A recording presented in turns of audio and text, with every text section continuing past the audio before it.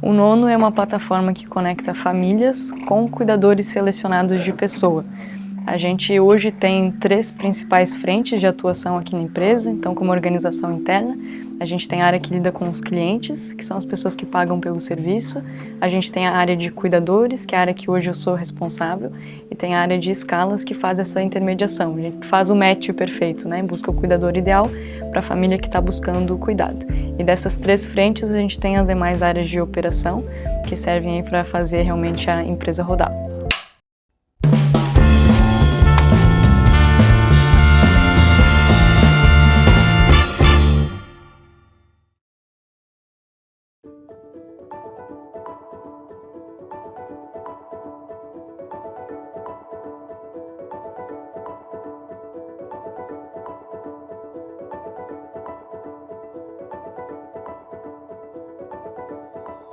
Bom, nossa história começa, volta bastante a fita, né?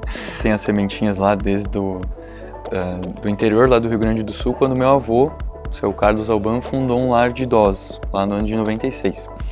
Então, foi motivado por uma promessa que ele tinha de saúde da minha avó, né, que na época estava passando por um tratamento de um câncer, que se ela viesse a se curar, ele fundaria uma capela inicialmente, tá? Infelizmente ela veio a falecer, então pouco tempo depois, mas ele entendeu de que qualquer forma ele deveria concretizar essa promessa e fundou a capelinha de Santa Rita, lá na cidade de Guaporé. Tá?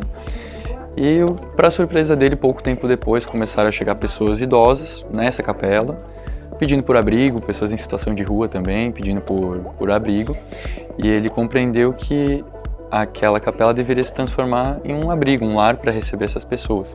Tá? Então aí surgiu o Lar Santa Rita, que continua existindo lá na Serra Gaúcha, onde a gente teve a oportunidade de crescer e ser inclusive batizado por lá, eu fui batizado por lá, né? E isso nos permitiu, assim, conviver muito com a realidade das pessoas que precisam de cuidado e acompanhamento, né? Então, a ideia do Nono veio na cozinha. A minha mãe estava lavando louça, conversando com a gente. Ela sempre foi uma pessoa muito intuitiva, muito espiritualizada. E surgiu, assim, ela sentiu realmente no coração, parou e falou pra gente que ela achava que a gente ia começar a trabalhar com pessoas idosas. A ideia não veio pronta, não veio formatada, mas como a gente já teve sempre muito contato, né, surgiu desde o ano de 96, meu avô teve lá de idosos. No ano de 2015 a gente tinha um projeto de dar a volta ao mundo, mas realmente por conta do alto investimento, a gente não tinha alocação de recursos disponíveis. Na época a gente fez uma viagem pelo sul, aqui, pelo continente, né? Foi até o Equador entrevistando pessoas idosas. A gente chegou a entrevistar mais ou menos 20 idosos de 7 países diferentes e a gente foi colhendo realmente sabedoria. A gente buscava entender o que era importante na vida daquelas pessoas, mas além das conversas a gente notou um fator em comum, assim, dos países, nas pessoas, que era a dificuldade de encontrar alguém para cuidar de quem você ama. E também a questão de ser caro, ser arriscado, ser muito burocrático. Então juntou um pouco do fator da vivência do ano de 96, juntou com a viagem de motorhome no ano de 2015, e a minha mãe que fez esse compilado, assim, no início não veio como uma empresa, a gente nem sabia que seria o nosso sustento, né, hoje, mas a gente foi realmente investindo nosso tempo, nossa concentração, também o dinheiro que tinha na época foi o que a gente tirou para começar a tirar do papel essa ideia. Então coincidiu que foi no ano que o meu pai estava saindo da outra empresa, a gente trabalhava com cadernos no sul do Brasil, o Matheus estava finalizando a graduação e eu estava iniciando a minha graduação. Então, em outro ramo, em outra área, mas acabou que todo mundo abraçou a ideia, a família inteira acabou realmente agarrando esse projeto porque era um propósito, não era realmente só uma ideia de negócio, não era só um nicho de mercado que estava sendo interessante na época. Então foi tudo isso que começou a fomentar a ideia do Nono, né, que é o nosso vovô em italiano, por conta das nossas origens, e realmente muito disso que a gente traz como família. não tem como a gente falar do Nono sem toda essa história que eu contei, né? Então tem um propósito forte realmente por trás, tá? E eu falo do propósito não só porque a palavra bonita, que está em alta e tudo mais, mas porque no nosso caso realmente foi o que a gente viveu e o que nos levou a ter resiliência na construção desse modelo de negócio, né? Porque Realmente é difícil construir um negócio do zero, começar a startup só com a motivação, enfim, muitas vezes sem o recurso, também foi o nosso caso, né? Sem o recurso para sair desenvolvendo tecnologia, aplicativo, na época estava sendo um momento mais complicado até financeiramente.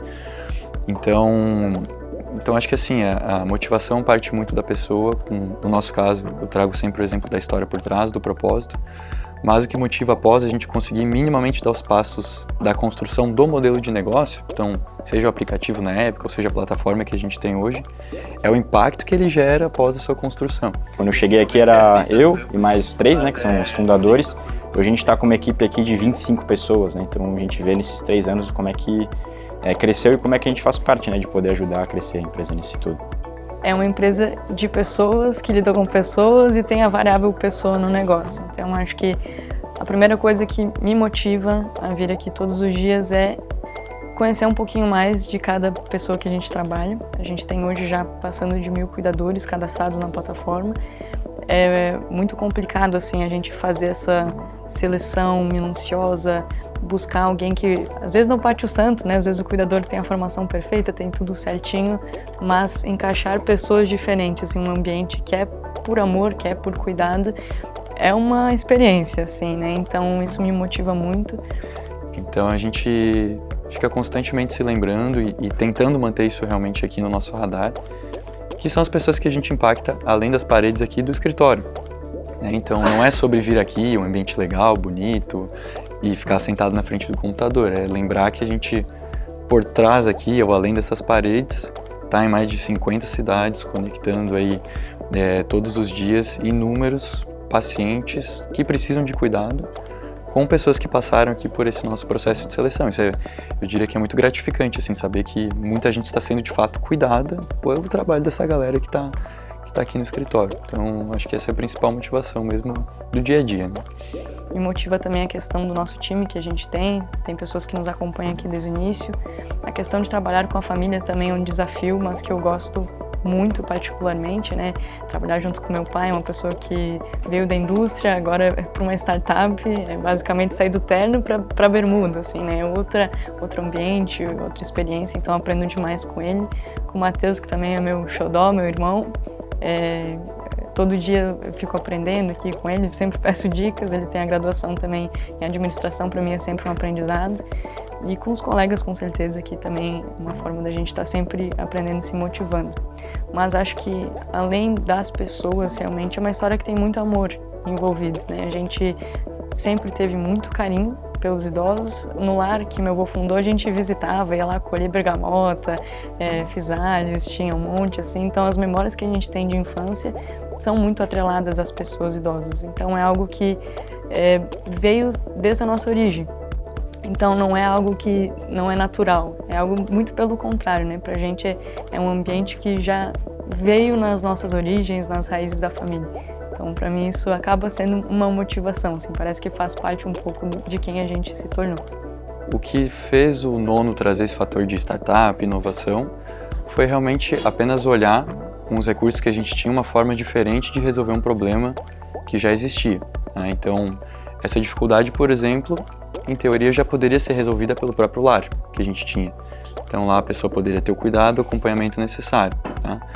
A gente passou pelo mesmo problema na família, precisou de cuidadores, existia uma forma tradicional já de se resolver aquele problema, né? Então, as próprias agências de cuidado, profissionais autônomos, o que a gente fez foi trazer um fator a mais, talvez de tecnologia realmente, para resolver de uma forma diferente, mais rápida, talvez mais prática e até mais confiável, um problema que já existia. A gente é uma empresa que já trabalha com uma área existente do mercado, que seria o setor de cuidados, mas a gente veio justamente numa inovação de tentar desburocratizar e trazer facilidade de acesso para as pessoas. Então, o nosso sentido assim, de inovação enquanto empresa veio muito de tentar fazer com que as pessoas não passem pelas dores que quando a gente precisou de cuidadores passou.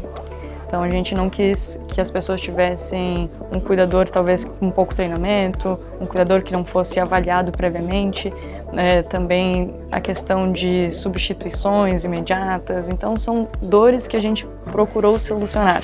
Tem inúmeros desafios de estruturação. O nosso operacional, por mais que a gente diga que, claro, uma startup, tecnologia, um negócio escalável, ele tem um fator humano muito forte envolvido. E isso a gente não pode escalar, tracionar de qualquer jeito, né? Então a gente toma muito cuidado, assim, até no sentido de crescimento, de abertura de novos mercados, e antes realmente fazer um trabalho correto de atenção com os cuidadores, de recepção desse pessoal, de triagem, seleção, e do outro lado também um atendimento humanizado para as famílias. Então a gente não escala simplesmente o nosso atendimento, o número de cuidadores, colocar profissional para dentro de qualquer jeito, ou não trazer o atendimento que a família precisa nesse momento delicado, né? Então, hoje o nosso formato de seleção dos profissionais, a gente tem 4 categorias em que as pessoas podem estar se inscrevendo no nono. A gente tem os acompanhantes, que são pessoas que não necessariamente têm formação na área, são pessoas que podem realizar acompanhamento no hospital, levar alguém para fazer uma endoscopia.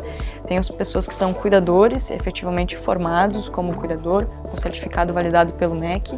Nós temos o técnico em enfermagem e também os enfermeiros. Essas são as 4 categorias disponíveis.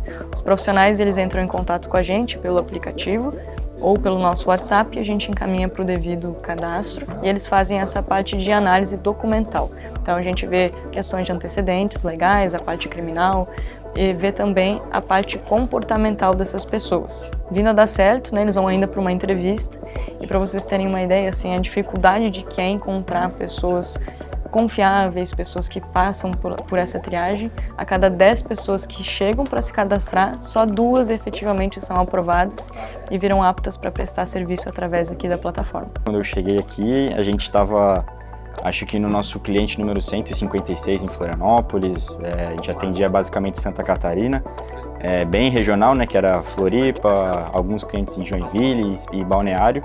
E esse crescimento o potencial que a gente teve e que tem ainda, acho que é o que mais motiva a gente de poder ver a empresa crescer, poder fazer parte disso. Em especial, levar o nono para as pessoas, né? Então, o que a gente vê, né, que como um todo, é que a gente não leva só o cuidado para as pessoas, a gente leva a tranquilidade para as famílias, né, que contratam o nosso serviço, e também tem o lado dos cuidadores, que a gente tem um contato muito forte com eles, e essa oportunidade também de trabalho também vai para eles, né? Então esse crescimento do nono é um crescimento da empresa que ela serve para os dois lados. Então esse é um grande desafio, estruturar esse operacional escalável, com o fator humano sempre à frente, sempre no centro também. O desafio tecnológico, eu acho que toda startup vive isso, né? O desafio da tecnologia, também infraestrutura por trás desse negócio. E dando uma pincelada, assim, realmente o que a gente pensa de futuro, a gente ainda tem muita coisa para explorar aqui no Brasil. A gente já passou a ser a maior plataforma do Sul, mas a gente agora começa a expandir ali para os arredores de São Paulo, da capital. Então existe muita oportunidade ali pelo interior de São Paulo, que eu brinco que é um dos maiores interiores que eu conheço, né? Tem muita cidade ali, muita oportunidade também. E então dentro desse crescimento a gente encontra várias questões. Algo que a gente tem enxergado muito e que de fato parece ser lógico, mas a gente vai percebendo conforme a gente vai expandindo, algumas barreiras culturais que a gente tem. Apesar de ser uma empresa de tecnologia, a gente trabalha com um público muito tradicional. Por trás aí desse atendimento humanizado que eu comentei, existe um mecanismo forte assim de até inteligência artificial, algoritmos de sugestão, pareamento, tecnologias que a gente utiliza para encontrar um melhor profissional para cada atendimento. Tá? Então isso, claro, tem muita experiência do nosso pessoal aqui, mas tem esse fator de tecnologia por trás, tá? Então isso é o que torna também esse fator de startup. E a questão da possibilidade de escala, né? Por meio dessa operação que a gente tem, que é um pouco mais centralizada aqui, então o que você está vendo a operação do nono é a galera que está aqui no escritório, é isso que existe hoje de infraestrutura para atender mais de 50 municípios que a gente está hoje. Tá? Então acho que parte muito dessa linha assim, de estruturar um modelo mais voltado para a plataforma e não talvez algo mais tradicional como uma agência, onde a gente recebe de um lado as famílias e do outro os profissionais, famílias ou lares, instituições, né? E por meio desse modelo de plataforma, onde a gente se coloca numa posição de intermediador, a gente pode gerenciar toda essa infraestrutura. Tá? Então envolve realmente um pouquinho mais de parte técnica do modelo de negócio, Mas isso é o que tem nos permitido crescer em poucos anos, né? Se tornar já a maior plataforma aqui da região sul. Então, isso que mostra esse fator da startup mesmo, né?